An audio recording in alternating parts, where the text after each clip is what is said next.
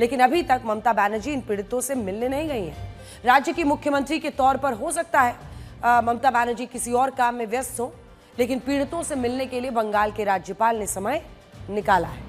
राज्यपाल सीवी बोस ने कल अपने घर पर हिंसा पीड़ितों से पहले मुलाकात की थी, लेकिन आज वो खुद हालात का जायजा लेने के लिए मालदा पहुंचे।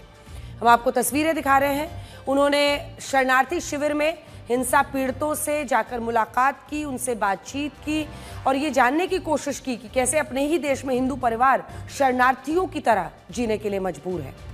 राज्यपाल अपने साथ राहत सामग्री का पैकेट लेकर आए थे।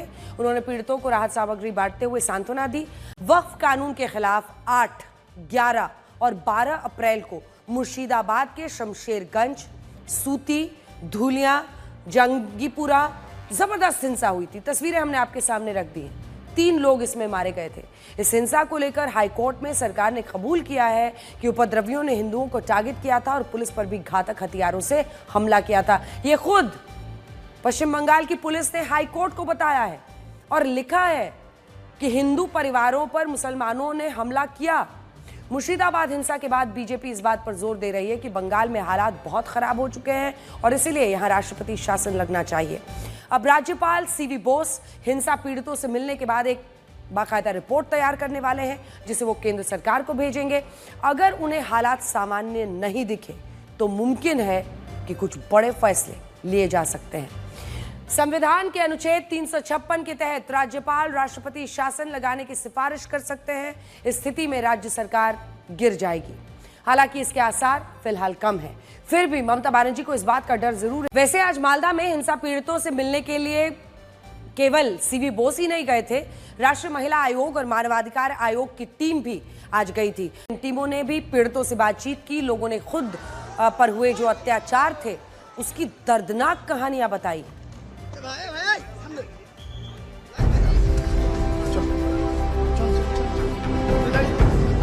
Red Cross is doing good work.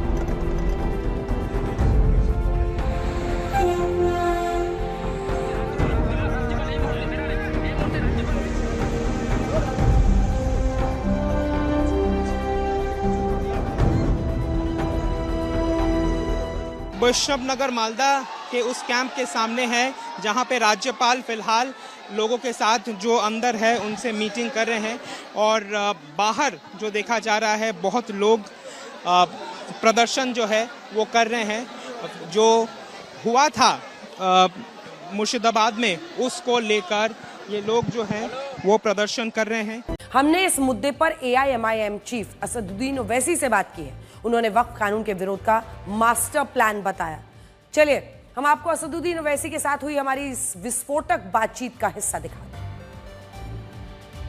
हमारे साथ इस वक्त AIMIM के अध्यक्ष, सांसद और साथ ही एक याचिकाकर्ता जो वक्फ संशोधन बिल के खिलाफ है सुप्रीम कोर्ट में, वो इस वक्त लाइव आज तक पर जुड़ रहे हैं। सुप्रीम कोर्ट में सुनवाई और कोर्ट के अंतरिम आदेश से याचिकाकर्ता AIMIM अध्यक्ष असदुद्दीन ओवैसी पूरी तरह से संतुष्ट नहीं है। क्या मैं आपसे जान सकती हूं ऐसा क्यों है? क्योंकि जो बड़े तौर पर मांगे थी, वक्फ बाय यूजर में चेंज नहीं करना है, नई नियुक्तियां नहीं हो सकती हैं, वो सब तो कोर्ट ने कह दिया है। 7 दिन में सरकार से जवाब मांगा है। आप किन मुद्दों पर असंतुष्ट हैं? मैडम, मेरी पार्टी की तरफ से मैं तो बार बार आपके कई प्रोग्राम पर आया। मैंने गवर्नमेंट के हर अमेंडमेंट की हमने मुखालिफत की, उसके अगेंस्ट में कहा और हमने जॉइंट वर्किंग कमेटी में मैंने अपनी डाइसेंट रिपोर्ट भी दी, पार्लियामेंट में मैंने उसका मुखालिफत की। अब हमारे लिए जो परेशानी की बात यह है कि हम ज़्यादा खुशफहमी का शिकार ना हो जाएं। देखिए, लिमिटेशन एक्ट जब अप्लाई होगा, आज से अप्लाई होगा, तो हम कई अपनी वक्फ की प्रॉपर्टीज को खो देंगे। जहां पर एक एनक्रोचर था कल तक, वो मालिक बनेगा। 5 साल का जो प्रैक्टिसिंग प्रोविजन है, सच्चर कमेटी ने क्यों कहा था सर? जिस सच्चर कमेटी को आप बार बार कोट करते हैं, उन्होंने कहा था कि 10 लाख करोड़ का फायदा हो सकता है, प्रॉफिट हो सकता है, 10% प्रॉफिट हो जाए तो। सच्चर कमेटी ने कहा था ना सर? सच्चर कमेटी ने क्या कहा था? आप पढ़ते नहीं है ना सच्चर कमेटी को। सच्चर कमेटी ने कहा था कि पब्लिक प्रीमाइसेस एविक्शन एक्ट का पावर वक्फ बोर्ड को दीजिए, आपने नहीं दिया। सच्चर कमेटी ने कहा था कि दिल्ली 120 प्रॉपर्टीज जो सरकार के कब्जे में, जिसकी कीमत 7,000 करोड़ 2008 में, दीजिए, आपने नहीं दिया। सच्चर कमेटी ने कहा था कि 180 वक्फ प्रॉपर्टीज इलीगल ऑक्यूपेशन में एएसआई के वापस करिए, आप वापस नहीं करते। सच्चर कमेटी ने कहा था कि उर्दू नोइंग ऑफिसर होना चाहिए, आप ज्वाइंट सेक्रेटरी को अपॉइंट कर रहे हैं ताकि कोई मुसलमान ना बने। मैडम, सच्चर कमेटी के ये सब रिकमेंडेशन गवर्नमेंट भूल जाएगी। जो लोग खा रहे हैं वक्फ के नाम पर जमीन, उनका क्या इलाज? वक्फ बोर्ड का नहीं हो रहा है सर, नाम मुसलमानों का हो रहा है, वो नाम मुसलमानों का हो रहा है जिनको इस वक्फ की जमीनों से, जायदादों से फायदा मिलना चाहिए था।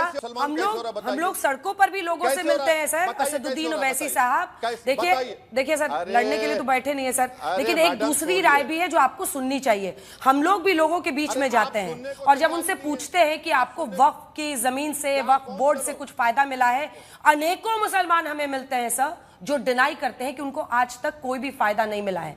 इस ऑफिस में ही अनेकों मुस्लिम है जिनसे मैंने पूछा, उन्होंने सीधा एक लाइन में कहा आज तक नहीं मैम, कोई फायदा नहीं मिला है, हमें तो पता भी नहीं है क्या करते हैं वो। आपने अनेकों जगह पर कहा कि इस देश में मुसलमानों की मॉब लिंचिंग की जा रही है। कोर्ट ने भी मुर्शिदाबाद हिंसा को गलत ठहराया। जब आपसे पूछा गया कि चंदन दास और उनके पिता की मॉब लिंचिंग की गई मुर्शिदाबाद में, तो आपने कहा यह सवाल मुझसे मत पूछिए, आप ये पश्चिम बंगाल सरकार का मैं प्रवक्ता नहीं हूं, वहां पर पूछिए।